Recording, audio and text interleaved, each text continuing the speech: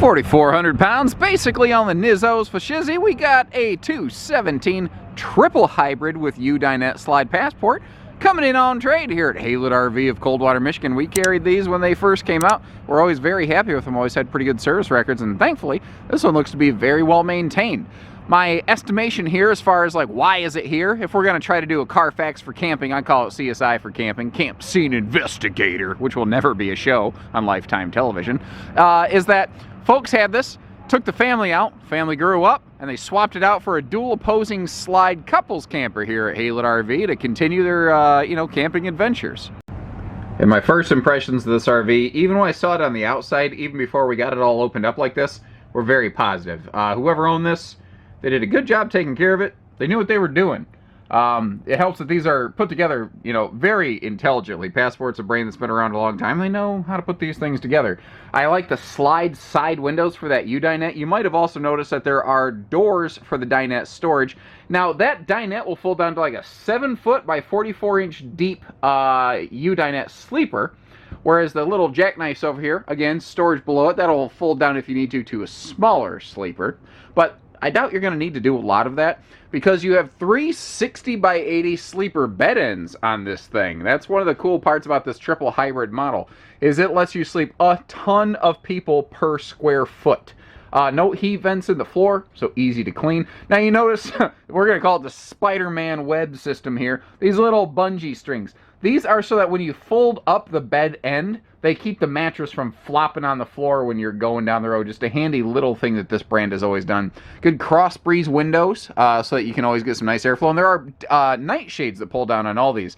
And it's kind of funny. This will never be on Jeopardy, but just from being around these for a while, I can tell you that is the Driftwood Decor that this RV is outfitted with, which was hands down the most popular of the Passport decors during its run. It was kind of replaced by Brentwood, which is not terribly different. The cabinetry is all pocket screwed and has lumber core styles with hardwood cabinet door frames.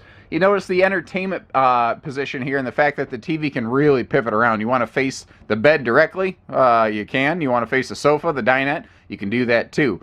Down below, we have our very expandable entertainment setup that is Bluetooth stereo, but with an HDMI face input and powered USB plug, plus some extra plugs over here for like phone charging or whatever. You want to throw a little Fire Stick or something on this. If you got reliable internet at your destination, you're going to be good to go there. But what is surprising, although your counter space here is slightly limited, you're probably going to do a lot of eating at the picnic tables in a hybrid camper like this, the cabinet space is actually pretty impressive. You see how those drawers pop out, so you got a place for your silverware. Everything comes right out to you. There's even a storage pocket down below the oven. A lot of people don't use ovens when they can't, but I know some people like place for their cookies, for their biscuits, whatever. You got that if you need to. I'm operating from memory, but as I recall, this RV has 30 gallons on their holding tank capacities, both fresh gray, well, not both, but fresh gray and black, so both wouldn't obviously apply right there. Kind of smart how they do this too. Instead of spend money on a whole, like command center, you got your slide buttons there, your water heater buttons, and right under here you got your lights and some awning buttons. So everything is still in one spot, and it is pretty much, it's not obvious. Like, it's kind of out of sight, out of mind. In a way, it's sort of security through obscurity to make sure somebody isn't messing with those buttons. Now, if we pivot around here, you see that vent up top. That does, it's not just a skylight, it actually does allow cooking heat to vent out of the RV. Centralized fridge location, which is always accessible, even if the slide's closed. That's one of the good things about this very easily accessed RV when slide outs are closed. You can open as many or as few beds as you want, pretty much any time. There is storage below these, and if you notice, there's kind of that padding right here below the bed ends. If I lift this up, see, during the day you can flip the mattress up with that little hinge, and you have kind of seat benches. So if it is a rainy day and we're stuffing a lot of people in here, everyone can kind of spread out. You can kind of lounge around on the beds. You can have some separate entertainment things going on. You've got the privacy curtain like you see on the right side here.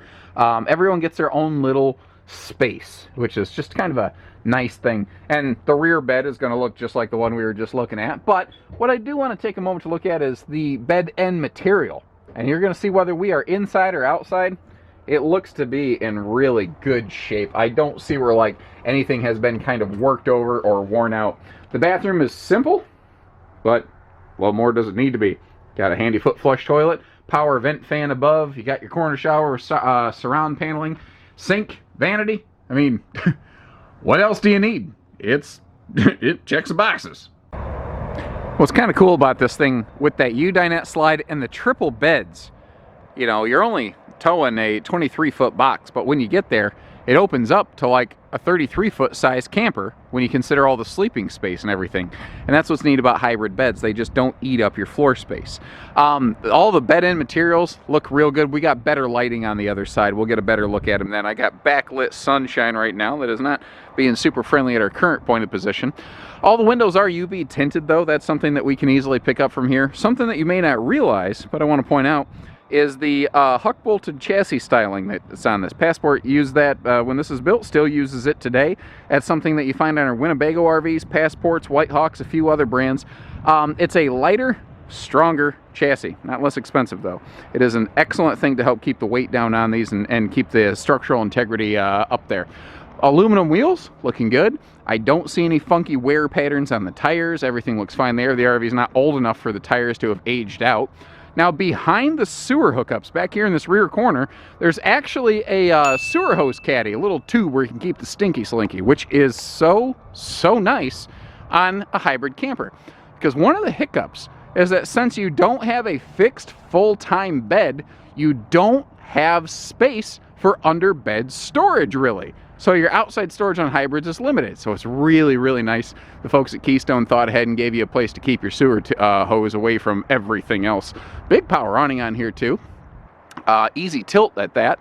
Next to the power awning, you have an outside camp shower, but located over here on the door side of the RV, which is really nice, whether you're doing some little campsite cleanup, or if you are, what do I want to say, hose the kids off if they've been in the lake before they go into your RV and, you know, put the turtle slime smell all over your furniture. And we figured, why not just take a quick pass over the roof here? And overall, looks pretty good. The material, the membrane, the seals, everything looks good. I'd say sometime this summer, you might want to go ahead and just do a little spot touch-ups on a couple spots here. Like you can see the indentation, the signature around the actual skylight. That happens over time. Just a little touch-up bead is probably all this needs. And again, it's not something I think it needs immediately. And short of that, if you like the extra efforts that we go through here at Haylett RV of Coldwater, Michigan, such as showing you around the roofs of these things, and all we ask for is the opportunity to earn your business on this or any of the just about 700 other things we got laying around here. So short of that, take care, stay safe, have fun, and happy camping, everyone.